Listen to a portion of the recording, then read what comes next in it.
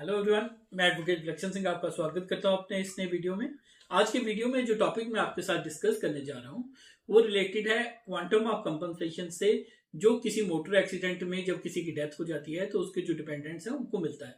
तो इसमें भी मैं एक बड़ा पर्टिकुलर सा इशू जो है आपके साथ डिस्कस करूंगा। वो इशू ये रहेगा कि क्या पेंशनरी बेनिफिट्स या इंश्योरेंस से मिलने वाला कोई क्लेम या ग्रेजुटी या मरने वाले के अगर बच्चे को कोई नौकरी मिल जाती है, ये चीजें कंसिडरेशन में ली जाएंगी जब उसके क्वांटम को तय करना है। उसको डिजीज के क्लेमेंट्स को मिलने वाले क्वांटम को तय कोट करेगी, तो क्या इन चीजों का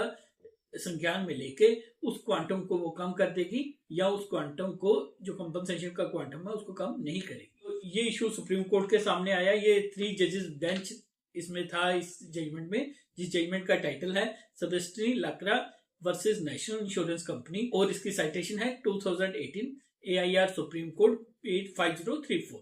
तो इसमें सुप्रीम कोर्ट के सामने ये इशू आया कि क्या ये जो बेनिफिट्स मैंने आपको बताए, पेंशनरी बेनिफिट्स हो गई, ग्रेजुटी हो गई,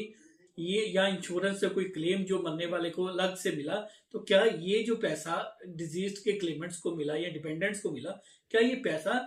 उस इंश्योरेंस कंपनी से मिलने वाले पैसे से डिडक्ट किया जाएगा जो एक्सीडेंट की वजह से मिलना। सुप्रीम कोर्ट ने इस जजमेंट में ये कहा कि जब कोई कंपनसेशन किसी की डेथ के बाद तय होती है तो उसमें से वो डिडक्शंस की जानी चाहिए जो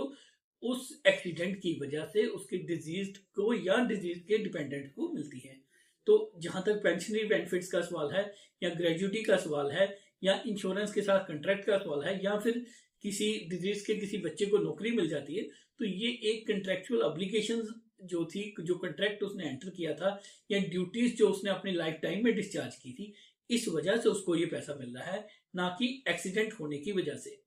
और चूंकि एक्सीडेंट होने की वजह से ये पैसा नहीं मिल रहा है, तो ये जो अमाउंट्स हैं, चाहे वो पेंशन की हो, चाहे वो ग्रेजुटी की हो, या कोई अलग से कोई इंश्योरेंस करवाई गई हो और डेथ पे वो इंश्योरेंस करवाने की वजह से जो पैसा मिलता है, तो ऐसी अमाउंट जो है कंपनसेशन से जो एक्सीडेंट की वजह से मिलनी है उसमें से कम नहीं की जाएंगी। तो ये एक बहुत महत्वपूर्ण सुप्रीम कोर्ट का फैसला है, क्योंकि इंश्योरेंस कंपनी का इस केस में ये स्टैंड था कि क्योंकि एक व्यक्ति को जब उसकी डेथ हुई, उसके जो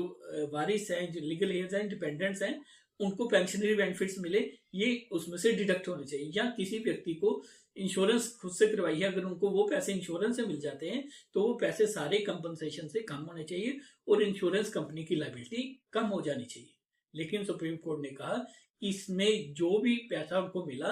उसमें, जैसे इंश्योरेंस था तो उन्होंने एक इंश्योरेंस का प्रीमियम पे किया था, उस वजह से उनको पैसा मिला। अगर पेंशनरी बेनिफिट थे तो उन्होंने नौकरी की थी, उस वजह से उनको पैसा मिला, या ग्रेजुटी थी, वो नौकरी करने की वजह से पैसा मिला। तो ऐसा पैसा जो एक्सीडेंट की वजह से नहीं मिला,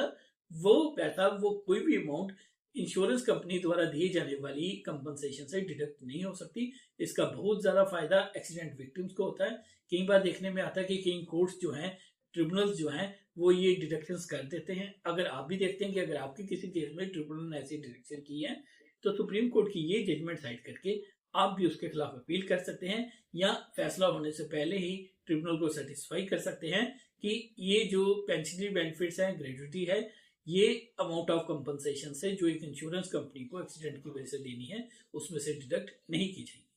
ये था हमारा आज का वीडियो। मिलेंगे नेक्स्ट वीडियो में नेक्स्ट टॉपिक के साथ। जय हिंद।